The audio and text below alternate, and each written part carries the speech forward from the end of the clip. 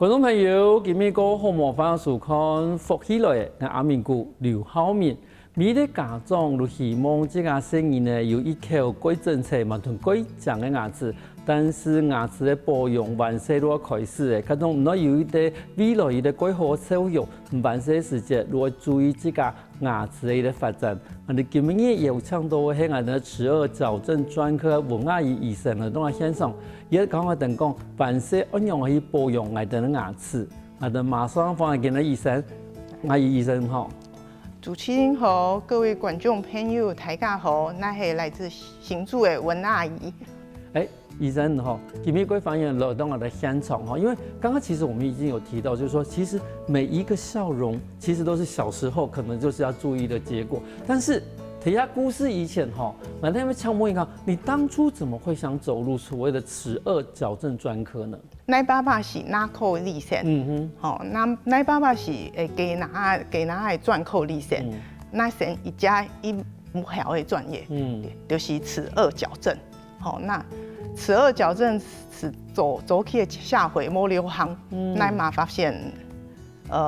現在大家會比較重視，那我也發現它對這個美觀、健康或功能方面對病人的這個幫助很大，所以我就專心的投入這個方面。是，可是等於就是說，其實你當時也是真的是看到爸爸的工作，所以說你覺得說，作為的牙科醫生其實是你一個算是未來的一個志向。但是我的馬迪毛以前的話，就真的是就是治療蛀牙，就是讓自己的牙齒的疾病減少就好了，還不到進步到說我們要好看。要美觀，但是其實聽眾啊，人的石頭的進步來講的話，當這些齲齒啦、蛀牙已經越來越少的時候，牙齒的美觀都變成了一個未來很重要的一個，所以說等於說你當初的賭注是對的。我們要照顧所有人牙齒所有方面的問題，包括這個健康或是甚至美觀方面，我們都能服務到是最好的。那我有一個問題哦，算是我個人的問題啦，哈，就是也算是其實我相信我的各位觀眾朋友嘛，有的問題就是講，所謂的齒顎專科的意思就是講，你除了當成一個牙醫師之外，你還要特別去學這樣子的專科嗎？有需要的哦。那目前大概也是規劃在3年的一個專業的訓練，然後而且要經過專業的考試，有合格後才可以拿到這個專業的執照。那有這個專業的執照，那他可以做什麼樣子的一個醫療行為呢？就是牙科所有的醫療行為還是都可以進行。那齒顎矯正的部分也是可以進行的。對，好，那其實齒顎矯正的專科醫師只是說這些醫師非常的在這方面有投入比較多的心力在上面。是。那針對所有的牙醫師都是可以做這樣的治療。那 OK， 所以說等於就是說，如果有特別有一點專科，如果講你這個推牙部分的專業如果懂，那鬼東啊的給你一塊試試，因為我們都知道說，其實應該會在乎說，小孩子的牙齒長得好不好？應該說大人會開始注意自己的牙齒長得好不好。可是牙科兄從小時候就開始注意，是不是？對，我們會建議從小就要開始注意，可能從也許乳牙時期也要開始注意，就小朋友可能會有一些不好的口腔習慣啊，像什麼吃手指啊，或是吸奶嘴啊，甚至像現在最常會討論的關於口呼吸，都是我們會需要注意的地方。是，因為牙片部分應該都講，乳齒，我們乳齒往下的乳是另外一回事了嗎？為什麼要從乳齒開始就要注意呢？因為乳齒如果不健康，提早脫落，或是乳齒可能就是說它提早脫落，或者它撞傷、提早受傷，那就會造成它之後恆牙長出來可能也會不整齊這樣子。安尼哦，沒講乳齒就是乳齒，恆牙就是恆牙呢。沒有，是接續相關的。它是接續相關的，因為有的人就講不怕啦，這種生兒的牙齒乳齒跌了跌槍的哈，我們好好的保養它的後來長出來的恆齒就好了。可是其實觀念不是這個樣子。不是這樣子的，要從小就要開始去注意。很多都有講，譬如說一個習慣，好生活的習慣，它會用來去影響到我們的乳齒。就是像我們剛剛提到，如果像小朋友曾經有那個，就是會吸奶嘴或是吃手指，或是這種口呼吸，它會造成它的骨頭在生長的部分就會出現問題。那如果出現問題，可能在咬合上會有像前面的牙齒會咬不到，會開開的，或是會咬合會歪掉啊，這些問題都有可能會發生。係因為有時就講，我哋呢幾度嘅爸爸媽媽來講，伊可能唔會注意到一件事情啊。係咪同人哋醫生同人哋講，他有一對的同人哋說明過，譬如說我們剛剛說吸奶嘴，這會怎麼樣影響到牙齒的發展？哦，因為我們牙齒的排列或是這個，它是有一個舌頭、嘴唇或是臉頰這個肌肉的穩定而造成的位置。所以假設他有吸奶嘴，他的可能他的臉頰肌肉就會比較強壯，他可能就會去壓迫到我們的上面牙齒的骨頭，然後就會造成骨頭在生長上就會發育比較不足。那前面因為有吸奶嘴，可能就會咬不到。長期以後，它可能就會咬不到這樣子。哦，剛才你的意思是講，生能覺得你的意思是說，它是要吃到某一個階段就可以了，是不是？應該說3歲以後就要慢慢去戒除它。好，那當然吃手指不能，也是要戒除它。對。那之後就是正常的使用是沒有問題的。好，所以說，生能覺得吃到3歲之後一定要去戒除它，不然它對於我們乳齒的發展會產生影響。那剛剛你說吃手指呢？因為晚些生意呢，可能有時候他可能在戒斷他的奶嘴的時候，他會用手指來代替，所以說這也是會影響嘛。哦，對哦，所以也是一樣，要慢慢的去鼓勵小朋友去戒除這件事情。可是怎麼鼓勵啊？跟他說要變漂亮，就要慢慢接觸他。所以你呢？你跟他說要變漂亮，他大概沒有感覺吧？是啊，是有點困難。是，但是說媽媽這邊就是爸爸媽媽這邊真的要去讓他多注意，因為其實為了以後的牙齒的一個美觀來說的話，不管是說戒斷他的一個奶嘴，甚至他的手指這部分。可是我頭一堂隊的會創業，如果口呼吸是什麼？哦，因為我們正常鼻子呼吸的人，我們的舌頭會輕輕的放在上顎，然後我們就可以給上顎的一個支撐力量，舌頭會給上顎一個支撐的力量，那可以幫助我們上顎骨頭的一個發育。那如果是口呼吸的情況，它可能嘴巴都會張開開的，啊，舌頭會比較下墜下來。那因為上顎的這個骨頭少了一個舌頭力量的支撐，就會讓臉頰的力量去壓迫到上面的骨頭，那骨頭可能就會有變形，在發育上就會發育比較不足，或是比較狹窄的情況。可是講比較不足的意思是講，也要嘴型會變得過細，哎，對，嘴型會較細。哦，嘴型會變得過細，所以說以後它即使在進入恆齒的狀態的時候，它就會沒有一個成長的空間，是這個意思嗎？對，它的形狀可能就比較沒有那麼好，那牙齒有可能比較往前會跑出去。哦，所以說有些人會，譬如說，因為其實有時候我們只是看到，有些小朋友的嘴巴就看起來就是，很圓，他就是有一點嘴巴就是有點嘟嘟的那樣子，然後我們就說啊，這個吃奶嘴吃到很晚哈，對不對？然後他就所以說其實它不僅是影響到也被追損的一個形狀，它其實會影響到它的一個牙齒的一個發育的一個這樣子。而且你剛剛一直都提到，就是上面的牙齒，也就是說當你吸奶嘴，能這個吸的過多時間，你牙邊肌肉會過發達，也會壓迫到上顎，然後甚至是口呼吸也會壓迫到上顎。對。姑叔，其實上顎的發展其實是很重要的嘛。因為上顎的發展是在比較早期的時候發生，就是在小朋友比較小的時候就要去發育它。那所以這個對小朋友這種不良的口腔習慣，早期對上顎的影響是比較明顯的。那對於小朋友來說吧，還沒有早期只要去戒掉或者是修正這些習慣，讓上顎還有在發展的機會之下，它就有點發展，它就還不用矯正，是不是這個意思？哎，對，當然第一步驟當然就是要把這個習慣戒除。有時候它的生長就會去把這些問題給解決掉。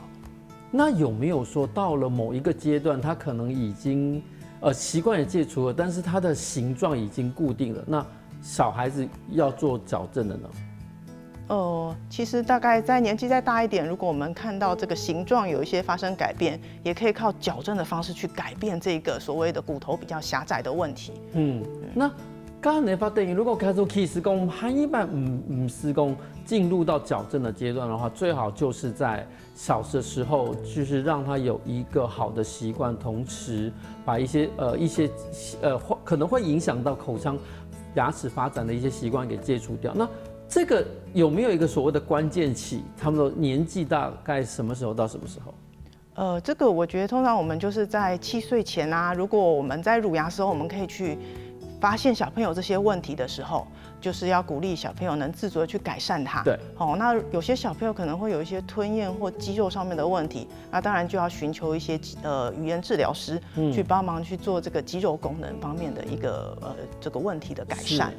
那當然如果再大一點，也許如果可以開始進入到矯正的治療，有時候我們會用一些矯正的手段在幫忙他這樣子。過去等於講入學前呐，7歲嘛哈，我們現在大概6歲入學嘛。過去他們入學前其實家長如果要去注意要多呀的事情的，家長講他有可能有一些口齒發育不全，公發構音這個部分有一點問題的話，可能我們要找語言治療師。但是可能講也被牙齒給的發育沒按完整的時間，可能我們開始就要去注意到未來是不是開始進入所謂的矯正的一個階段。對。那可是有一個問題，就講，比如講晚些。他是不是要等所有的乳齒都掉光之後才開始進入矯正呢？沒有，我們通常會在7歲到12歲這個時間叫做換牙期，就是從乳牙慢慢換成恆牙，那這段時間就可以開始有一些矯正的介入。哦，真的哦。對。可是那個時候他的乳齒還沒掉的話，你不是矯正到一半它又掉下來了？當然是矯正主要以恆牙的有長出來的恆牙為主去做調整。好，那當然先調整這些已長出來的牙齒，把空間預留給需要長出來的牙齒，那它以後還是會有很好的結果。是，所以說等於就是我們先把地基打穩，那等乳牙掉下來之後，再長出來的一個恆牙，它就有一個比較好的空間去做當它未來發展的一個基礎啦。那這樣子的話，等於就是說，假如說今天我的生意呢，牙齒長那麼貴後，等於如果可能晚些就開始要戴牙套嘛，是這個意思嗎？沒有，太早開始戴牙套當然也是不建議。那我們通常就是大概小朋友在7歲左右就可以帶去給醫師做一個齒列評估。那他醫師當然是會評估看看他是什麼時候有需要開始做一些治療，那不是一定用牙套，可能用其他的矯正方式。那主要就是改善它擋的危險的因子啊，或是一些會影響未來牙齒發育的因子。過去講到影片，我發現到講，其實晚些生意的牙齒，其實係未來你要使用講唔講伊的最重要的原因。休息下，我喺那節目我哋埋嗰度過精彩故事哦。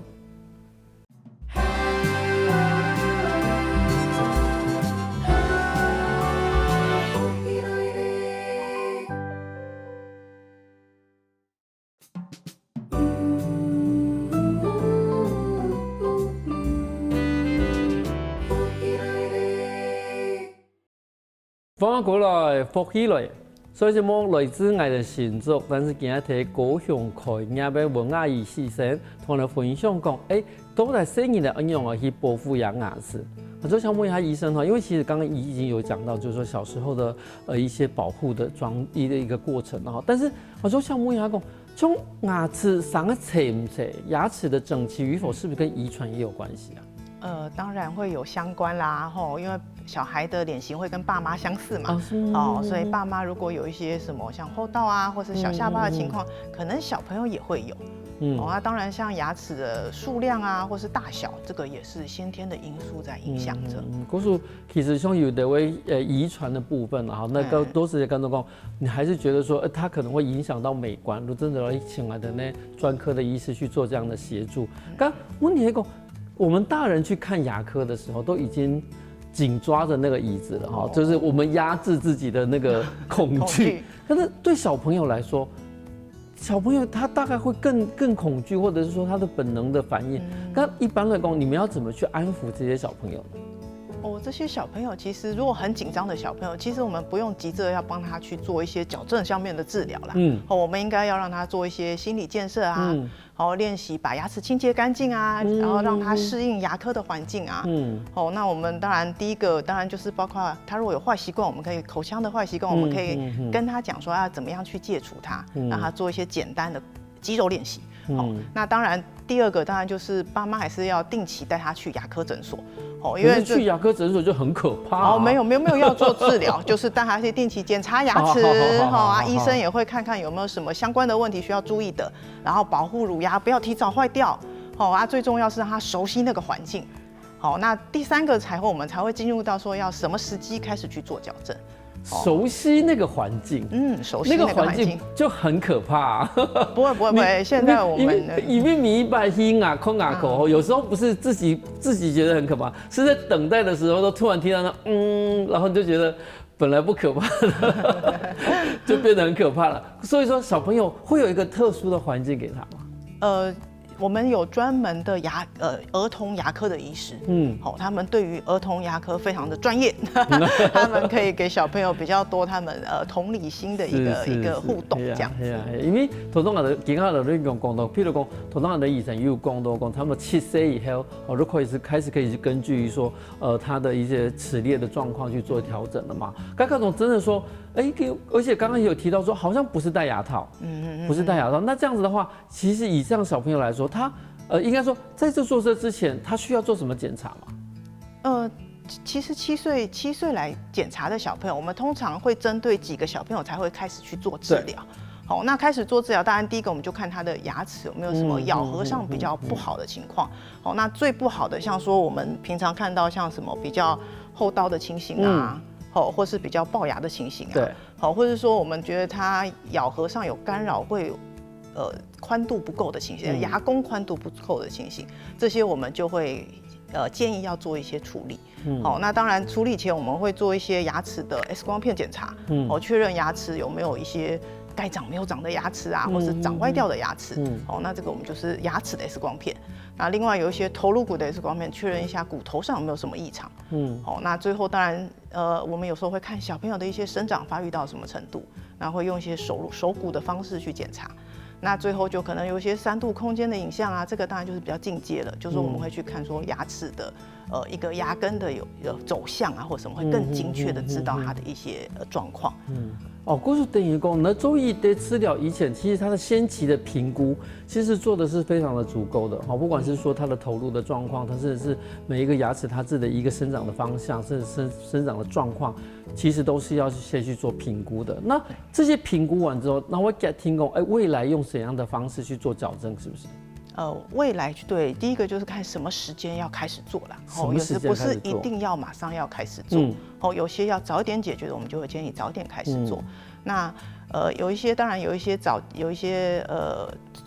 最需要最常用到還是傳統的一些矯正的方式啦。那就是像牙套這樣子。那一種就是這種傳統金屬的牙套，那一種就是所謂新的這種可以拿上拿下的硬性牙套這樣子。從一般來講的話，做戴牙套是不是要等它全部變成恆齒之後才能戴？現在沒有說一定要啊，有時候我們會針對那些已經長出來的牙齒，先去做初步的處理。因為我們剛剛已經有提到，就是說已經有那種，譬如說我們早期傳統的那種，可能是金屬的，因為有看過有一些早期有些人我們說鋼絲嘴，常常說鋼絲嘴，但是現在都用所謂的隱形的一個牙套了嘛，那這兩者傳統的某路講的其他各形式的看不到的，這兩者的差別在哪裡啊？隱形牙套就是傳統牙套，這個就是最常見的牙套。那這個就是在牙齒上我們粘上這個金屬的矯正器，然後利用這個醫療用的鋼線去讓牙齒推到我們要的位置。那當然它的這個使用範圍非常廣泛啊。那效果也還算蠻穩定的，那醫師也可以掌控蠻好的。可是就像講，它有一個異物在嘴巴裡面會比較不舒服，然後又比較不好看，對，然後再加上可能不方便吃東西、刷牙，因為它是固定式的裝置。那所以当然就是針對這些缺點，所以它就有所謂的加上 AI 的進步，科技的進步，所以就會有所謂的活動式的裝置，就是這種可以拿下來的，這叫做隱形牙套。那隱形牙套它當然它就好處就是可以拿下來，所以它吃東西、刷牙它是可以拿下來，就方便性很好。那如果真的要看，他會覺得好像看得不是很明顯，就是美觀性也真的會比較好。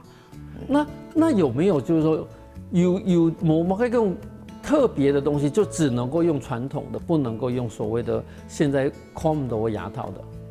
這個當然要醫師評估過，看看是不是真的有些真的非常特別的狀況。那以小朋友來講，通常應該是都有機會都會用到，可以用到隱形牙套的。那用隱形牙套的话，有什麼地方要注意的嗎？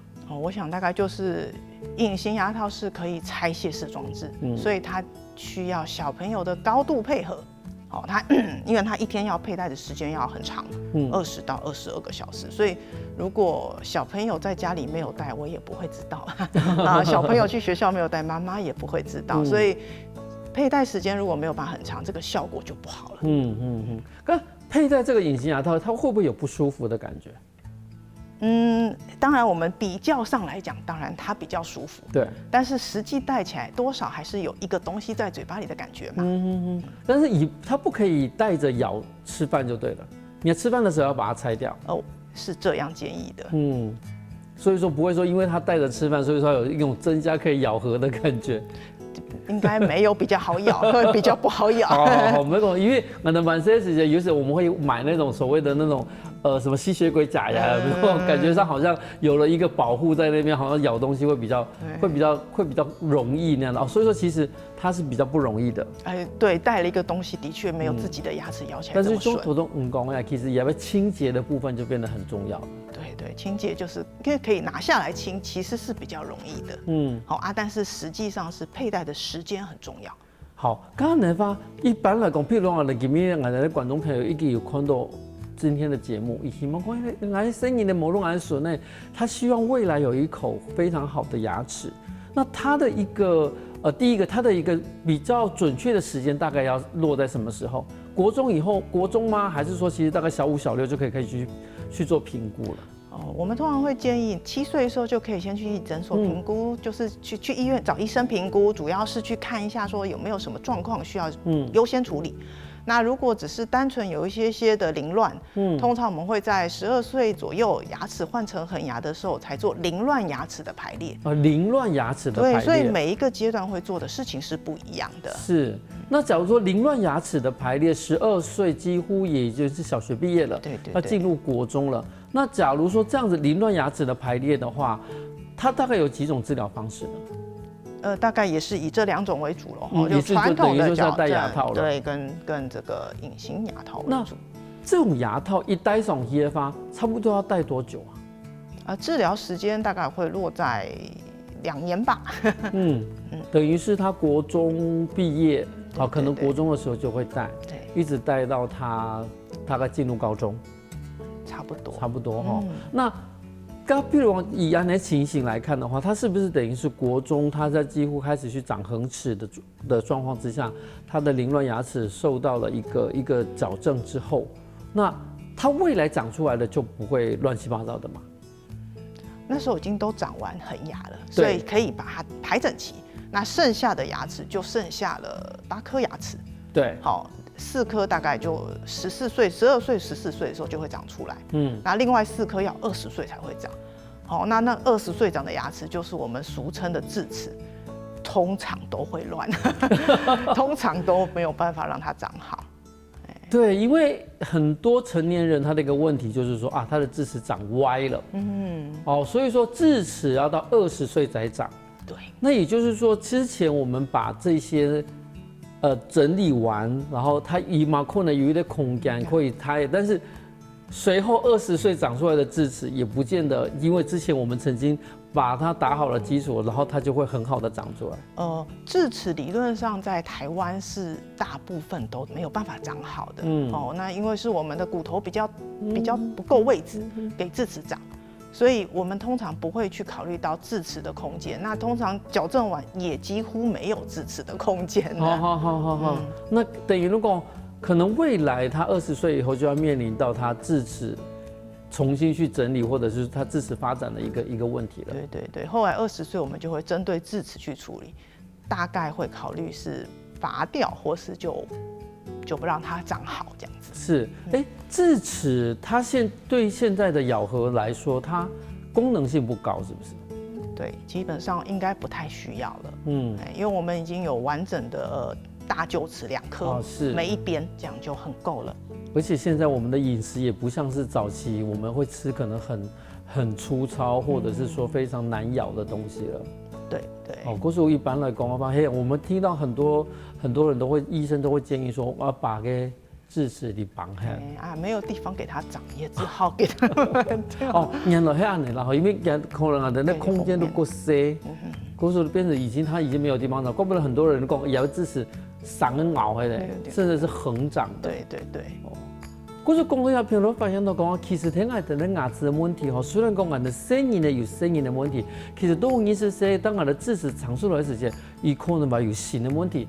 還有團節目底部，我哋醫生都同講，我哋睇嘅時間拄到我哋牙齒問題，我應用一解決。休息一下喎，還有團節目，我哋埋嗰度好精彩故事。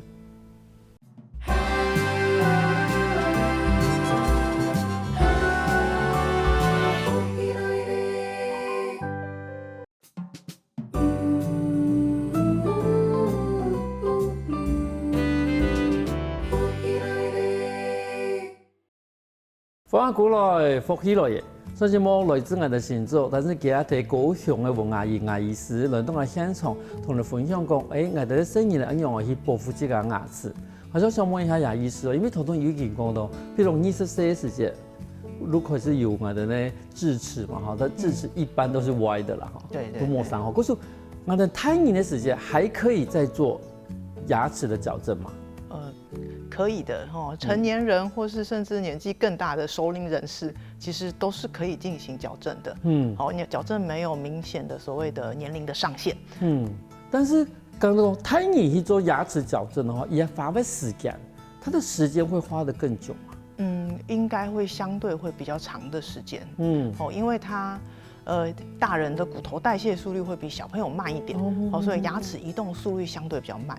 那再加上大人的牙齒用個10幾年，它裡面可能還有其他的問題，牙周的問題，或者是東倒西歪的問題，所以要花更多的時間去解決它。裡面頭都有講到講，伊可能在做矯正之前，可能以這個為牙齒底部有問題而先解決，比如牙周的問題，或者講係東倒西歪，係東倒西歪。其實如果等於講，可能以前有蛀牙拔掉之後沒有去填補，結果後部牙齒，某的前面牙齒它就已經擠壓到那個空間，所以說後來都整個牙齒都東倒西歪了。剛才你發，對，如果有的問題，全部都先解決掉，牙周的問題解決完了，東倒西歪解決完了。那假如說東倒西歪，就是說頭東來講哦，他以前曾經有過一個拔掉的，但是沒有去補，以至於說那個空線被其他的給倒下來，那怎麼處理啊？那也是可以靠矯正的方式把它立起來，然後重新讓這個牙齒重回它原來的大小，缺牙重回原來的大小，就可以放牙齒。那就是要先立起來嗎？還是說它可以在矯正的過程裡面就 Q 它周牙的拱重了？它的一個步驟是這樣，因為成人牙齒比較複雜，所以他一開始對於牙周的部分要特別重視。因為牙齒如果它東倒西歪，有沒有牙周的問題，搞不好也是有。所以牙周的問題我們要先做治療，因為有牙周要健康的情況做矯正才是可以的。如果有牙周病沒有經過治療的情況下是不可以做矯正的。所以那牙周治療完比較健康，沒有搖動了，我們就可以開始做矯正。那我們會把牙齒歸位。歸位好，矯正歸位完，然後才會開始進行所謂假牙的製作。所以它的假牙的製作會落在矯正的後期，或是矯正完成後才接續進行。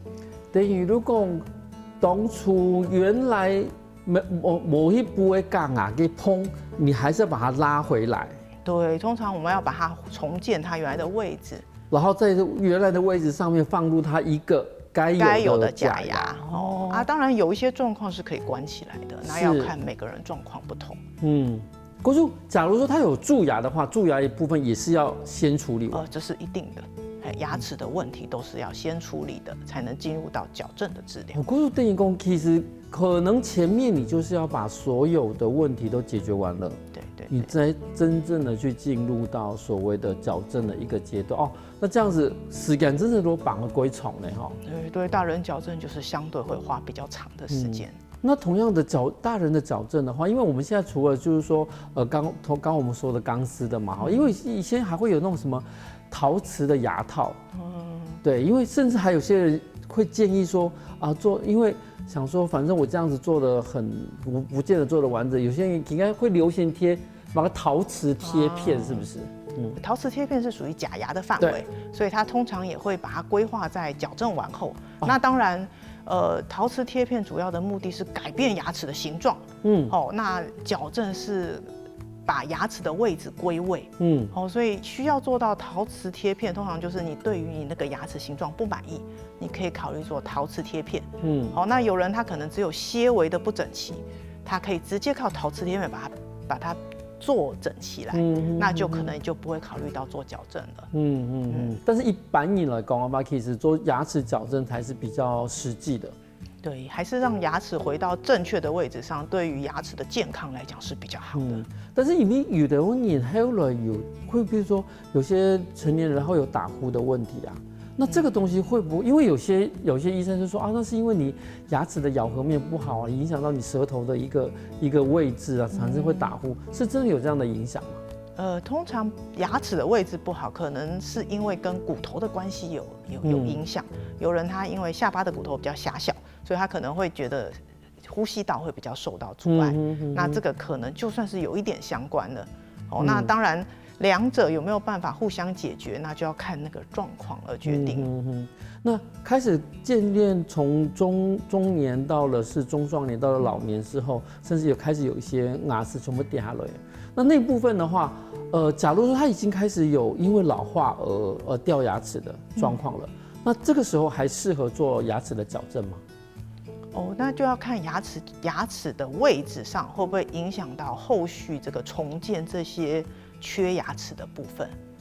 因為怎麼說呢？就像剛才講的，缺牙可能牙齒會東倒西歪。當它開始掉牙齒的時候，牙齒可能就會開始位置產生改變。所以有些人是為了要做假牙，所以會進入到矯正這個流程。為了要做假牙，所以說進入到矯正的流程，等於說你也是要先去矯正完，對，然後才會進入到假牙的流程。才可以做假牙。不是說其實你掉下來就可以做假牙。如果掉下來馬上做應該沒問題。他沒有說太久的影響。剛一般來講的話，假牙這部分他要怎麼去評估？他有些人要做單顆或者是什麼做牙橋的，有些人是整口換掉，這樣子的評估是用什麼樣子的一個想法理由去評估它的呢？通常都還是根據第一個就是他。牙齒它口內目前的狀況，剩下的牙齒的健康程度，剩下的牙齒要夠健康，那我們就可以只針對缺牙的部分去整理。那如果剩下的牙齒不健康，那我們當然就要合併一起處理，那就會變得比較複雜，然後就變得範圍很大這樣子。對，如果已經要留下來嘛，不健康啦，它未來也是岌岌可危。對。可是等於講看黑梅路乾脆是全體把它全部做過膜的工具去把它整理過後之後再去評估這樣子一個情況，當然，但是這樣子看起來其實整個時間就拉得很長。對，所以大人做矯正是真的以整個時序來講會花比較多的時間。但是有的人也會講，譬如說我們給面做牙套，好，那因為其實就算沒有說我們吃飯的時候把它拿掉，然後要做清潔嘛，那會不會因為就是說結果忽於清潔，結果反而增加了蛀牙的一個風險？當然是有可能啦，但是以小朋友來講，這個比較擔心。大人通常會比較注意，比較願意去花時間去清潔牙齒。那小朋友的話，要讓小朋友注意這件事情。當然也是要不停的叮嚀。當然我們最重要的是要把小朋友，我們就會盡量把治療的時間不要拉得太長。那對他來講，他的牙齒的危險就會增加，牙齒壞掉危險會增加。因為像你這個從事這個行業已經夠久嘛，像你這個工廠裡邊有沒有讓你印象深刻的幾個案例啊？其實我覺得小朋友治療最大可以減少時間，在我外甥的身上就可以看到。因為他就是小學4年級開始做矯正。那因為以前也是吃手指很難戒5歲才開始戒這樣子，那所以他可能4年級開始做，花了1年半就把它完成了，算是快的嘛。那所以他現在國中牙齒就會相對比較穩定，然後就不需要再擔心牙齒的問題。那所以現在小朋友很忙碌，所以對他們來講，可能花少一點的時間去做矯正，對於家長或小朋友是比較好的。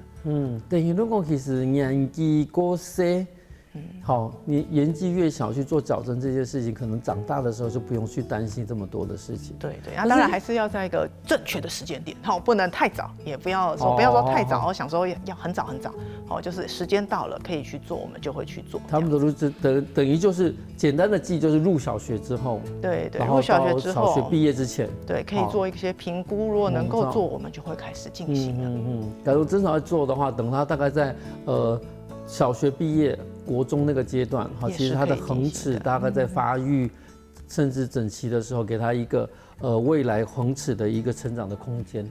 哦，伊也會和一般的牙齒如果上過，因為其實剛剛吼，以前是真的如像我的跟牙科醫師講一下，以前早期我們真的是只注意說啊有沒有蛀牙什麼之類的，但是等的石頭進步以後，他看你給他越來越重視講，牙齒的一個保健什麼之類的。那我們剛剛提到的其實是講，譬如講剛剛的真的有缺牙啊，甚至講要做矯正的時候，他的一個要注意的事項。但是其實給他各種引路，希望說牙齒要漂亮還要白，像。因為坊間有幾多位牙膏這種東西，那些牙膏真的有這樣子的功效嗎？還是說你會建議說，其實真的是到牙科醫師那邊去做？對，因為坊間的成分，說實話我們不是很清楚。那有沒有損害，我們也沒有辦法保證。所以那還是要在診間去醫師去進行，那至少它是一個合法的東西，這樣會比較好。安全啊，是不是每一種牙齒，我跟他說做牙齒美白之前，是不是也要評估說它能不能做？我們還是會做一個基本的評估。那如果是做基本的美白，應該我們都可以，我想都可以去先進行的，這樣子是沒有問題的。因為有的一些聽過就是說啊，有些人說，譬如說你的珐琅質太薄，你就沒有辦法做得太白，是不是？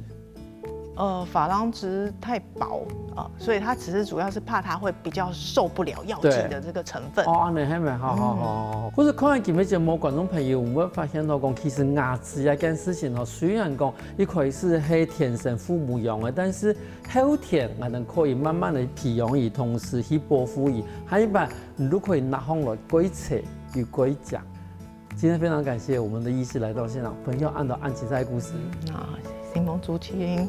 新夢大家，有時候我在同下啲先生來強化運動哦。各位福喜來嘅觀眾朋友，記得當我哋面書、點讚，同時到 YouTube 把我哋影片分享出去哦。